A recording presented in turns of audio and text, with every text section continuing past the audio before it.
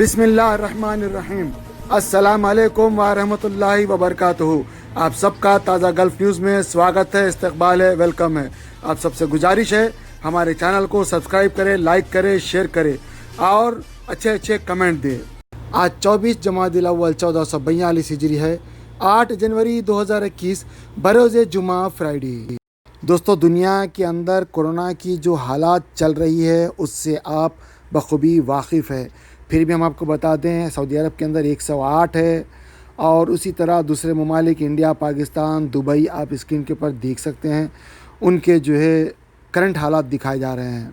یہ آپ کو پتہ ہے، اس کا بار بار بولنا بھی مجھے مناسب نہیں لگتا ہے، بس اتنا کہہ دوں گا کہ بھائی سعودی عرب کے اندر زیادہ اویئرنیس ہے، اور یہ اویئرنیس کو برقرار رکھنے کے لیے آج بھی ماسک کی پابندی ہے، آج بھی چیکنگ ہوتی ہے۔ اگر چیکنگ کے اندر دوران میں پایا گیا کہ کوئی آدمی ماسک نہیں پہنا تو اس کے اوپر 1000 ریال کا فائن ہوتا ہے۔ کمپنیوں میں چیکنگ ہوتی ہے، کمپنیوں کو اگر پایا گیا کہ بھائی اگر یہ ماسک نہیں پہنی یا ماسک کے انتظام نہیں ہوا یا جو بھی اگر اس کے لپیٹے میں آتا ہے تو 10,000 ریال فائن ہوتا ہے، دوسری مرتبہ پکڑے جانے پہ بڑا فائن ہوتا ہے۔ اس طرح کے فائن کر کے اویئرنیس کر کے یہاں پہ جو ہے اتنا اویئرنیس کیا گیا، اب لوگ الحمدللہ سب لوگ کورونا کے جو پابند کیے گئے چیزوں کے اوپر عمل کر رہے ہیں، جس کی وجہ سے یہاں پہ کورونا الحمدللہ کنٹرول میں آ گیا ہے۔ مسجدیں کھل گئی ہے، تمام کچھ الحمدللہ لیول میں اپنے اسٹریٹجک اس میں چل رہا ہے۔ مکہ مدینہ بھی کھل گیا، لوگ بھی آرام سے جا رہے ہیں اور روزے رسول پہ سلام بھی پیش کر رہے ہیں، تمام چیزیں الحمدللہ صحیح ہو گئی، سیٹ ہو گئی، اللہ کا کرم ہے۔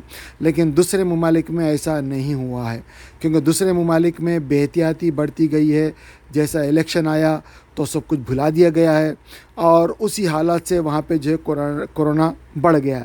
اب جن کنٹری میں کورونا زیادہ ہے وہاں پہ پابندی لگا دی گئی ہے، کیونکہ اکثر کنٹری میں کورونا 2 کی لہر چل رہی ہے۔ اس کے چلتے کوئی بھی اگر ادھر سے آنا چاہتا ہے سعودی عرب تو اس کو سب سے پہلے دبئی یا سعودی عرب کے پڑوس میں آنا ہے، اور یہ بھی آپ کو دیکھنا ہے کہ دبئی میں اور آپ کے کنٹریز میں جیسے انڈیا ہے، پاکستان ہے، بنگلہ دیش ہے، جو بھی آپ کنٹریز میں رہتے ہیں اس کنٹری اور دبئی کے درمیان میں کیا ہے معاہدے، 1 ہفتے کا کوارنٹائن ہے، 2 ہفتے کا کوارنٹائن ہے، اس حساب سے اپنے گھر میں کوارنٹائن رہنا ہے، اس کا سرٹیفکیٹ نکالنا ہے، کیونکہ ہر ایک کے لیے الگ الگ لاس بنے ہوئے ہیں، الگ الگ قانون ہیں، اس حساب سے آپ کو عمل کرنا بہت ضروری ہے۔ اور اس کے بعد آپ کو جو ہے PCR نکالنا ہے، 3 دن کا ہے یا 2 دن کا ہے، پھر آپ کو جو ہے دبئی آنا ہے، اور دبئی کے اندر 2 ہفتے کا کوارنٹائن رہنا ہے، پھر اس کے بعد میں PCR نکالنا ہے، پھر سعودی عرب آنا ہے، اور سعودی عرب آنے کے بعد سعودیہ کے لاس کو فالو کرنا ہے، پھر یہاں پہ آپ کو کوارنٹائن رہ کے دوبارہ آپ کو یہاں پہ PCR نکال کے آپ کو دکھانا ہے، اور اگر PCR نگیٹو آتا ہے تو پھر آپ کام پہ جا سکتے ہیں۔ یہ کمپلیٹ پروسیجر ہے، پروسیجر تھوڑا ہارڈ ہے، لیکن اسی پروسیجر کو رکھ کے کام کرنا ہے۔ دوسری بات، اگر آپ لوگ انڈیا جانا چاہتے ہیں تو پھر آپ کو جو ہے 31 جنوری تک یہاں پہ چارٹرڈ فلائٹ چلا رہے ہیں وندے بھارت مشن کی طرف سے، اور ساتھ ساتھ جو ہے چارٹرڈ فلائٹ جو پرائیویٹ ایئر لائنس ہے وہ لوگ بھی چلا رہے ہیں۔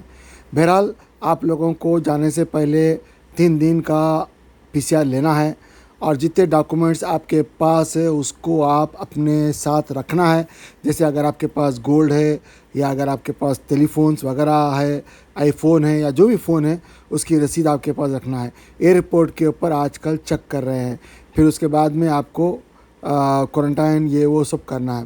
بہرحال یہ آپ کو اس لیے بتا رہا ہوں کیونکہ جو لوگ جا رہے ہیں ان کو تکلیفیں ہو رہی ہے، آپ کم سے کم ان تکلیفوں سے محفوظ رہے، اور اگر آپ کے پاس کوئی ایکسپیرینس ہے ان چیزوں کا تو ضرور شیئر کرے تاکہ دوسرے لوگوں کو اس سے مستفید ہو سکے۔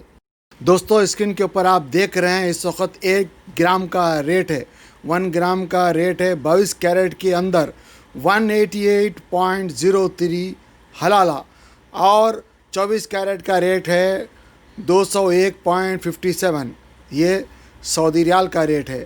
اسی طرح 100 گرام کا ریٹ اگر کوئی 100 گرام خریدنا چاہتا ہے، اللہ اگر نوازا ہے تو 22 کیرٹ کا ریٹ ہے 18,803، اور 24 کیرٹ کا ریٹ ہے 20,156۔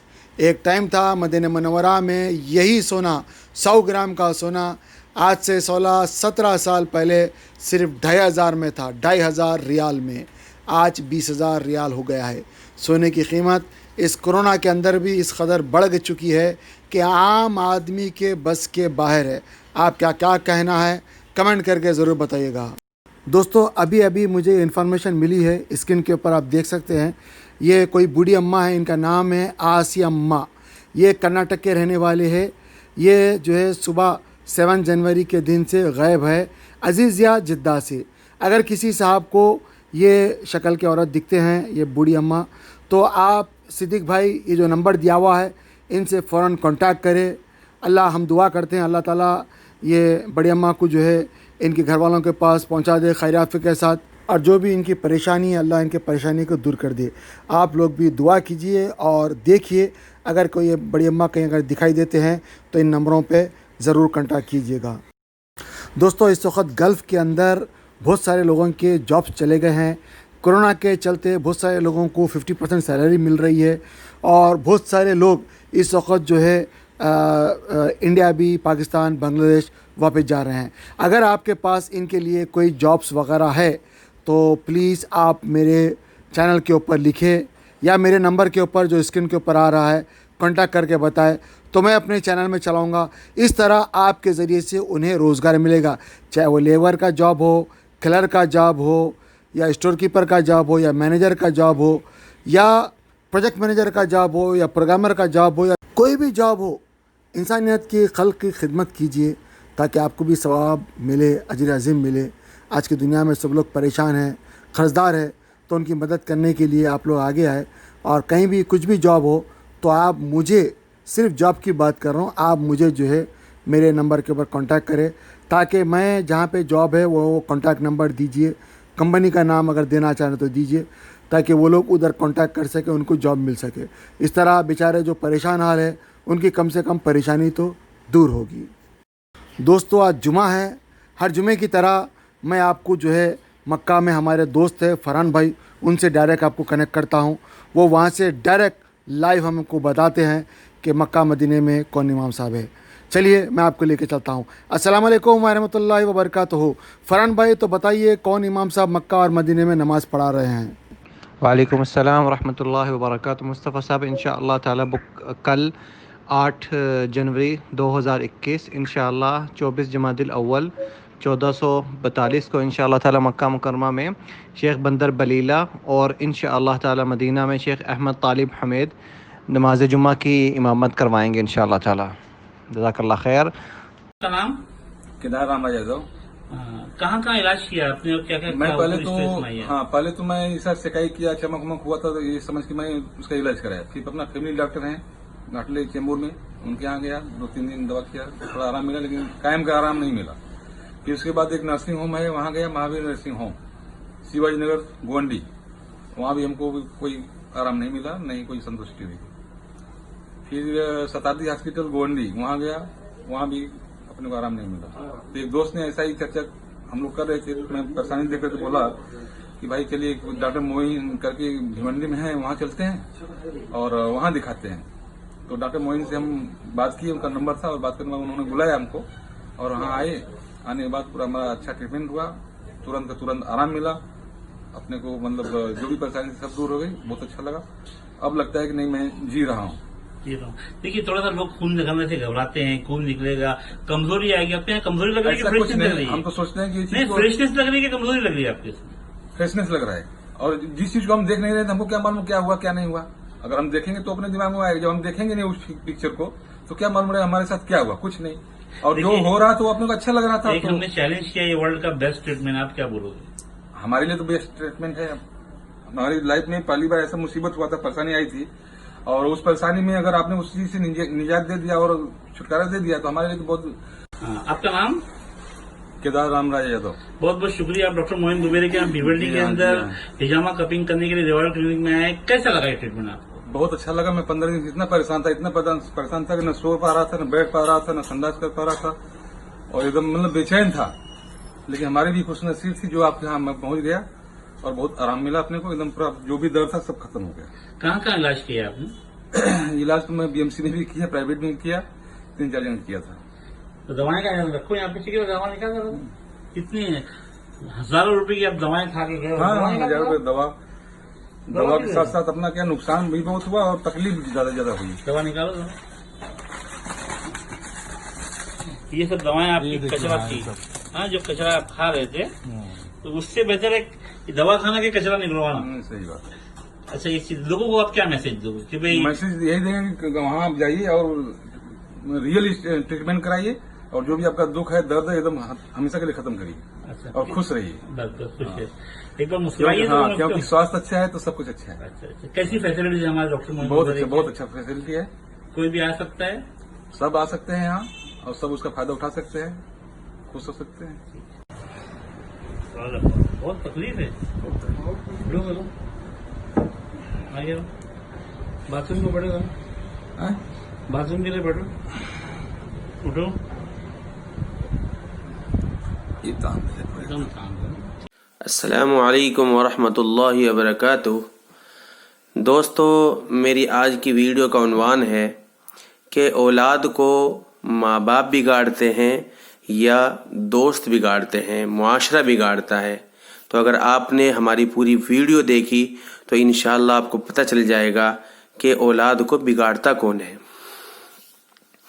एक बड़ी तादाद है ऐसे लोगों की जो कहते हैं हमारा बच्चा दोस्तों में रहकर बिगड़ गया है, बाहर के माहौल ने उसे बिगाड़ दिया है। बच्चा झूठ बोले तो दोस्तों ने सिखाया, बदतमीजी करे तो दोस्तों ने सिखाया, बच्चा गाली दे तो दोस्तों ने सिखाया। दर हकीकत बच्चे के बिगाड़ने की वजह खुद वालिदैन है। अगर शुरू से ही बच्चे की तरबियत को अहम फरीजा समझा जाता तो ये बच्चा दोस्तों में जाकर कभी न बिगड़ता, बल्कि दोस्तों की इस्लाह का सबब बनता। बच्चा पैदा होते ही दोस्तों में नहीं जा बैठता, पैदा होते ही उसके दोस्त उसे लेने नहीं आ जाते, पैदा होते ही आवारागर्दी शुरू नहीं करता, पैदा होते ही सिगरेट नहीं पकड़ता।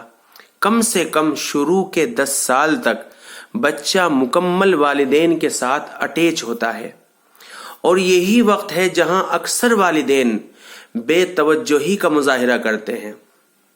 बच्चा जब पैदा होता है उसका दिल और दिमाग बिल्कुल कोरा कागज होता है, जो देखेगा सुनेगा वो उस पर छपता चला जाएगा।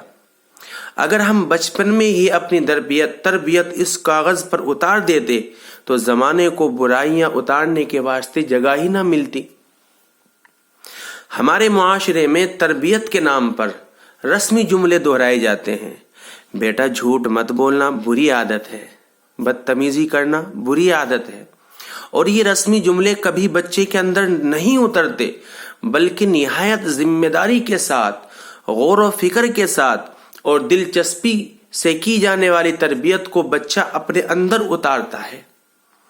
हम मुआशरा देख लें, हर वालिदैन बच्चे को रटे रटाए जुमले सिखाते हैं, लेकिन फायदा कोई नहीं, और उसकी वजह यही कि तरबियत के वास्ते फिक्रमंद नहीं। हाँ, सीख जाएगा, समझ जाएगा, अभी छोटा है, और इसी सोच ने सारे बच्चों का बेड़ा गर्क करके रख दिया। टीवी सीरियल और फिल्में मोबाइल देखते हुए माएं बच्चों को दूध पिला रही हैं। एक हाथ में बच्चे का फीडर है तो दूसरे हाथ में मोबाइल है। जरा सा बच्चा रोने लग जाए तो टीवी खोल कर दे देंगे, मोबाइल हाथ में दे देंगे, उसे कार्टून लगा देंगे, फिर वो बड़ा होकर के तुम्हें कार्टून बनाता है। कोई मौसीकी सुनकर बच्चा हाथ पैर अगर हिलाने लग जाए तो सारे घर में खुशी की लहर दौड़ जाती है। अगर वो गाली दे दे तो सब खुश हो जाते हैं, फिर वो बाद में जो है बिगड़ करके माँ बाप को गाली देता है। अब वो माँ अपने बच्चे की आला परवरिश कैसे कर सकती है कि जिसकी खुद की जिंदगी ड्रामे, फिल्में, शॉपिंग, घूमना, मोबाइल, फेसबुक, व्हाट्सएप तक महदूद है। अब एक नजर जरा बाप पे भी डाल लें।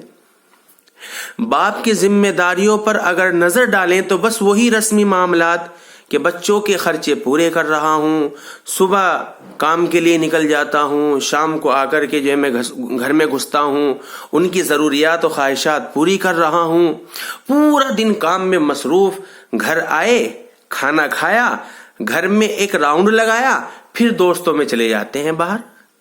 اور پھر گھر آ کر موبائل میں مصروف، بچوں سے کوئی توجہ نہیں ہے بچوں پر. اسی طرح دن بھر، ہفتے اور پھر سال گزر جاتے ہیں. لہذا اس بچے کی تربیت کا جو سب سے اہم وقت تھا وہ والدین نے اپنے ہی مصروفیات، اپنی ہی مستیوں میں ضائع کر دیا.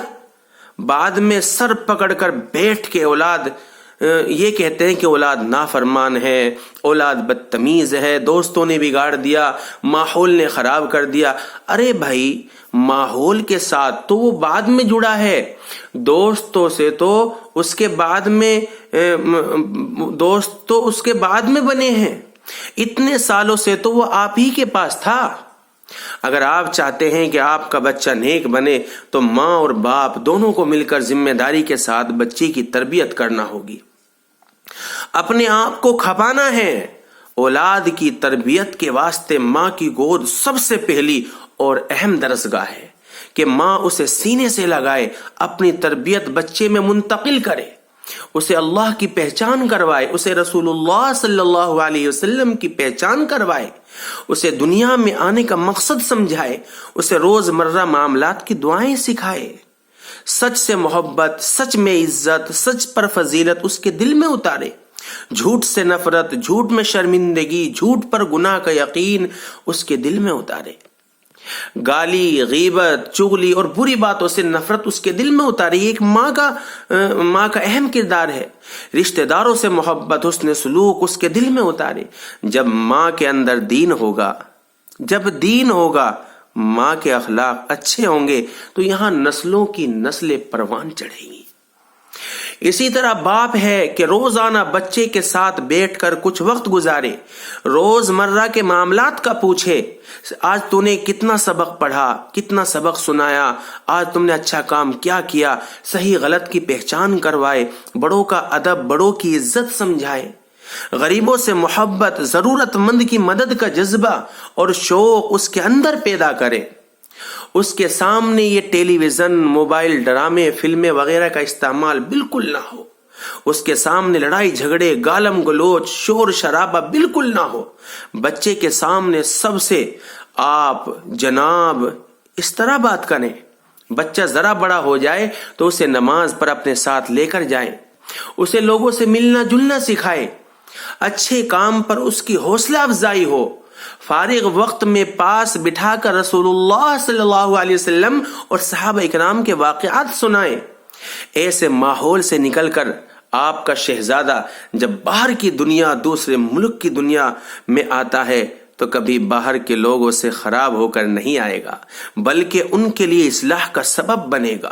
جہاں جائے گا اپنی اچھائی چھوڑ آئے گا، جہاں جائے گا یہاں تک کہ دوسرے ملک میں بھی کام کرنے کے لیے جائے گا، دوسرے ملک میں بھی کسی پروگرام میں جائے گا یا کسی وجہ سے جائے گا، وہاں بھی والدین کا نام چھوڑ کر آئے گا. اور یہ شہزادہ دنیا میں تو والدین کے لیے سربلندی کا باعث بنتا ہی ہے، لیکن اپنے اچھے اعمال و کردار کی بدولت والدین کے انتقال کے بعد قبر میں بھی ان کے لیے راحت و سکون کا ذریعہ بنے گا. تو دوستو، یہ ویڈیو صدقہ جاریہ کی نیت سے اپلوڈ کی گئی ہے. کاش کہ یہ بات آپ کے بھی اور میرے دل میں بھی اتر جائیں. خواہش صرف اتنی ہے کہ کچھ الفاظ بولوں جس سے کوئی گمراہی کے راستے پر جاتے جاتے رک جائے، نہ بھی رکے تو سوچ میں ضرور پڑ جائے. اگر آپ کو میری بات پسند آئی ہو تو اپنے دوست و احباب کو یہ ویڈیو ضرور شیئر کریں. فقط والسلام. السلام علیکم ورحمۃ اللہ وبرکاتہ.